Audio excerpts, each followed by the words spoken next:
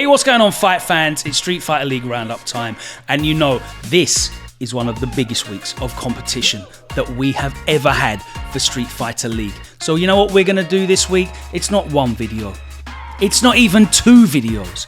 We're bringing you 3 individual video breakdowns of the most important week of Street Fighter League action we have ever had.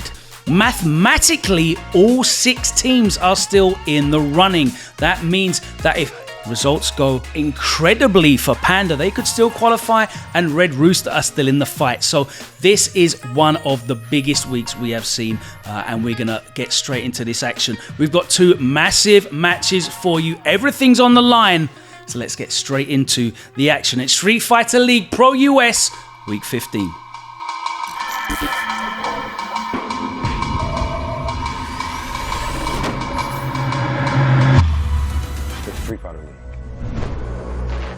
Taking a look at the table, you can see that it is mathematically possible for all 6 of these teams to still qualify, with Panda having 40 points on the table that would take them above UYU if they picked up 0 points against CLG. CLG just need 10 points to put them in the clear, and it's all to fight for UYU and Red Rooster today.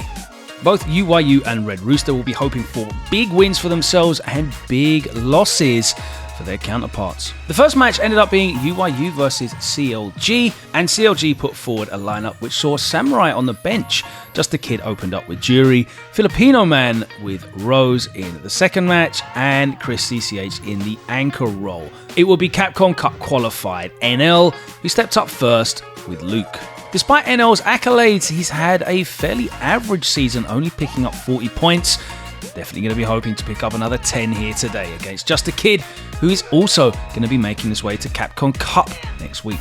The crush counter after the throw tech set the pace, and the throw for the stun was all that NL needed to secure a big 2-0 win for UYU to put them on the way. He's securing it, and that wasn't even the end of the combo. Oil King and Filipino Man would be our second game of the week.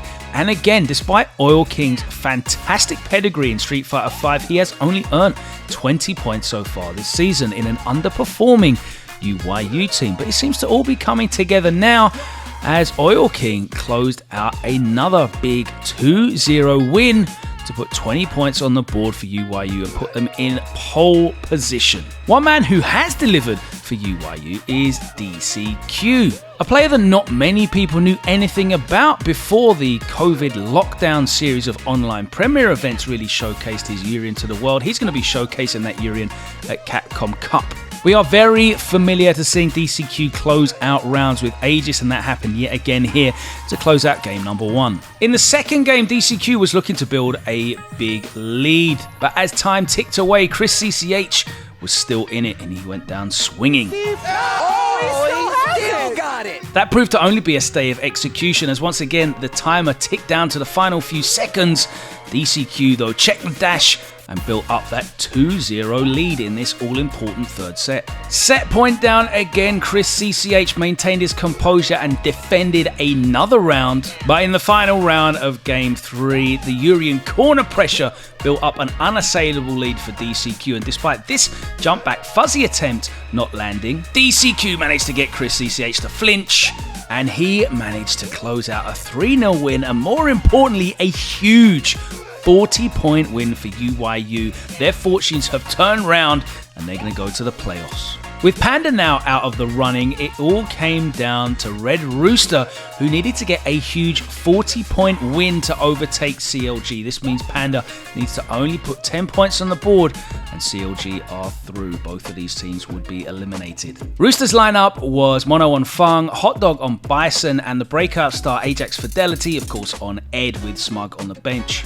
It will be Punk that opened up for Panda, and he opted to lock in for Nakali against Fung. That choice seemed to be flawed, as Mono pulled ahead winning the first game, but Punk brought it all the way back, and at set point up in the third game, he caught Mono asleep with this EX command grab and got the 2-1 win, which eliminated both of these teams and secured CLG's place in the playoffs. Brian F, of course, would have been pleased watching from home. In our second game, Kami stepped up against Hot Dog. Both of these players, despite having undeniable skills, have not converted to points earned this season. But Hot Dog would double his points tally with a 2-0 win with that dangerous Bison, closing it out here. In our third and final marquee match, you could not have two players in different form, as Nephew would be facing Ajax Fidelity, who's earned 90 points this season. Nephew still looking for his first points. And despite flirting with a few different characters so far this season, Nephew went back to his Colleen. But the first game ended in familiar fashion, as we saw Ajax with the corner pressure landing the stun, and he closed out the round for game 1. Nephew levelled it up with the cancel into critical art from the V-trigger, and we're going into game 3 level. The delay on the Fierce catches the jab, and Nephew pulls into a 2-1 lead.